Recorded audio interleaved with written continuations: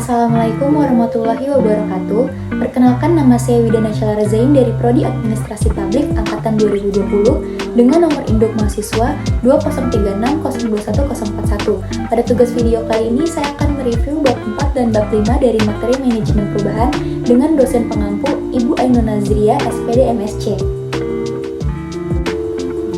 Berikut tugas video saya yang akan saya tampilkan.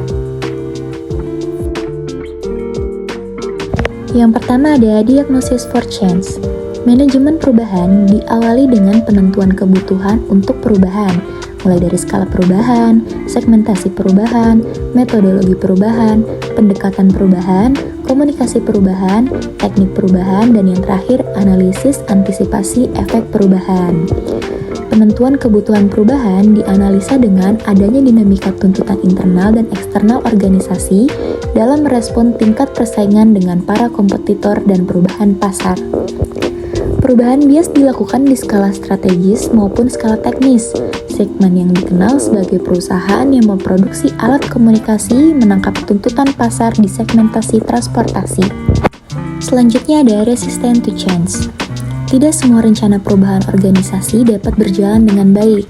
Seiring terjadinya proses pengelolaan perubahan organisasi, terkendala karena munculnya berbagai hambatan. Hambatan yang sering muncul adalah karena ketidaktahuan dan kekhawatiran tentang proses dari perubahan yang akan dan sering dilakukan.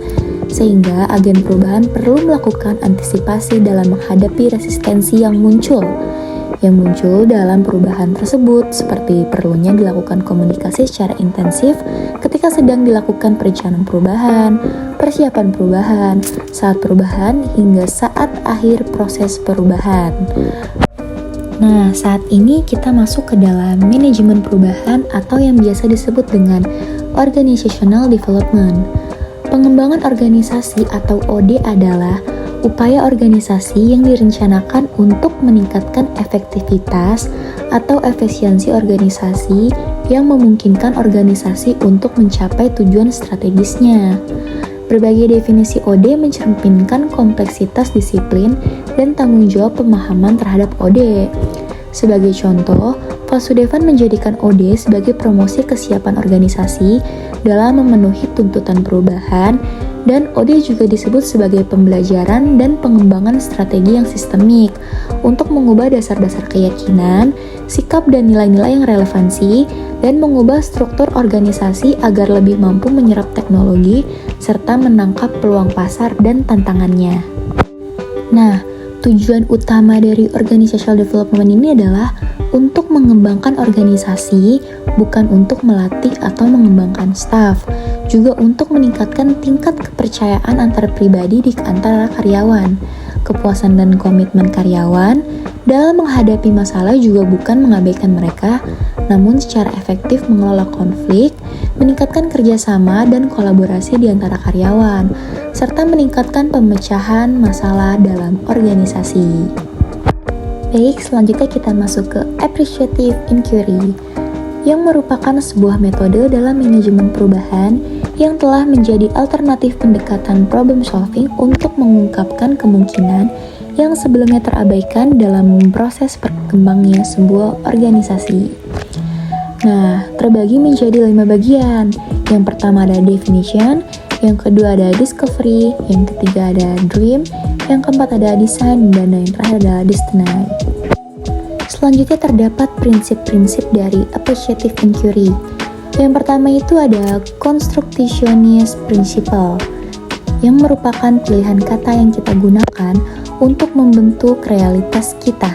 Dengan berpikir positif, artinya kita mengeluarkan pilihan kata yang positif dan akan mewujudkan perilaku yang positif juga. Yang kedua ada Simultaneity Principle, yang merupakan perubahan yang terjadi saat kita mengajukan dan menjawab pertanyaan tentang prestasi dan potensi hebat yang ada dalam diri kita.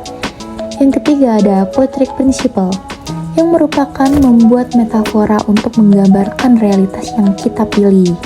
Yang keempat ada Anticipatory Principle, yang merupakan semakin jelas gambaran, artinya semakin besar juga motivasi yang terbangkitkan, karena kesuksesan sangat bergantung pada realitas yang kita bangun.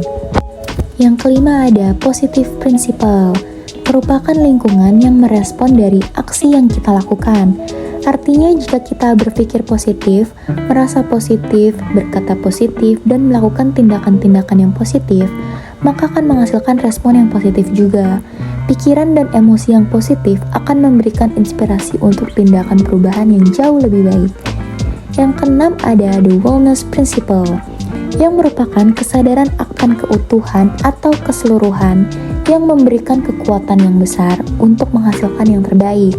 Keutuhan dalam memahami, menerima serta menyikapi perbedaan, maka akan menimbulkan kekuatan untuk saling melengkapi. Selanjutnya ada positive organizational scholarship. Positive organizational scholarship atau biasa disebut dengan POS adalah studi dan aplikasi dari kapasitas psikologi dan kekuatan dari sumber daya manusia yang berorientasi positif yang dapat diukur, dikembangkan secara efektif dan dapat dikelola untuk meningkatkan kinerja di organisasi pada saat ini dan berkaitan dengan berbagai hasil studi proses dan atribut organisasi serta anggota organisasi yang positif. Selanjutnya ada sense making approach.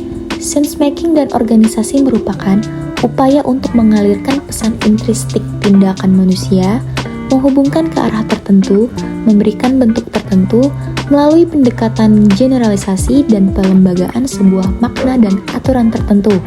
Dalam proses manajemen perubahan, perlu diketahui sejauh mana sense-making anggota organisasi memberikan pengaruh terhadap capaian implementasi perubahan. Nah, kita juga harus memperhatikan bagaimana cara mengelola perubahan dan bagaimana cara pendekatan kontingensi dan proses. Karena manajemen perubahan adalah sebuah perubahan organisasi lingkungan, struktur, budaya, teknologi, atau orang-orang dalam menghadapi sebuah tuntutan, realitas organisasi, dan kesempatan atau ancaman. Pendekatan kontingensi juga merupakan sebuah proses dalam manajemen perubahan yang meyakini bahwa ada satu cara terbaik dalam melakukan perubahan organisasi. Nah, tipe perubahan atau cara perubahan dianggap bervariasi tergantung pada tantangan yang dihadapi. Misalnya adalah skala perubahan yang menjadi tujuan, tingkat penerimaan perubahan bagi anggota organisasi, tipe manajemen perubahan, dan waktu yang dibutuhkan dalam kinerja organisasi. Nah, yang terakhir ini bagaimana menghubungkan visi dan perubahan. Memiliki visi sering dikaitkan mengapa perubahan organisasi berhasil mencapai tujuannya.